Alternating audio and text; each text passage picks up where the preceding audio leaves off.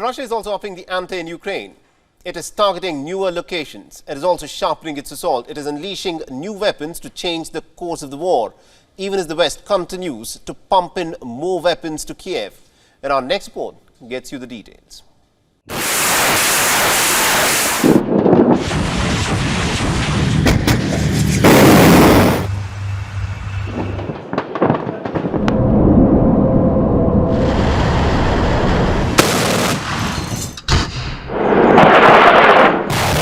Ukraine was long relying on longer-range weapons.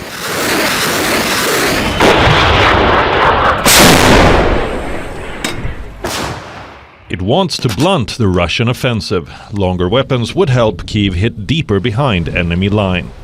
But Moscow shows that it is prepared to neutralize the threat from newer Western weapons.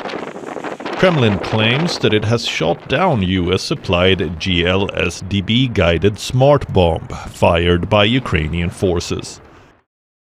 The ground-launched small-diameter bomb is fired on a rocket and then glides to its target. Guided by GPS satellite, it zooms on to its target with precision. The weapon system has a 150-kilometer range and has 24/7 operational capability. It can be launched from hidden positions.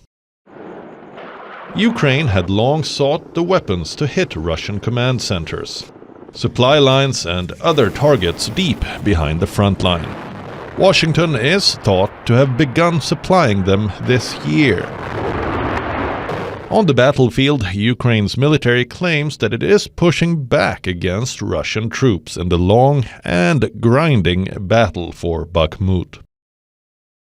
Russia is now increasingly focusing on the city of Avdiivka near Bakhmut, and the city bears the scars of heavy fighting, reduced practically to rubble.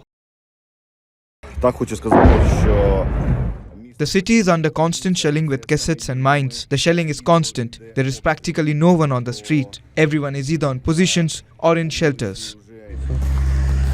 In the eastern Donetsk region, at the front, Ukrainian artillery units are using French Taud howitzer towards the Russian lines.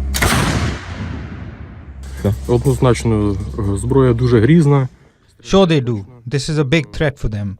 It's precise. It hits them and it does serious damage.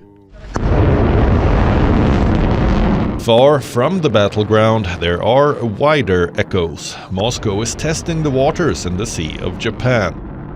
2 Russian boats launched simulated missile attacks on mock enemy warships about 100 kilometers away using 2 Musket cruise missiles.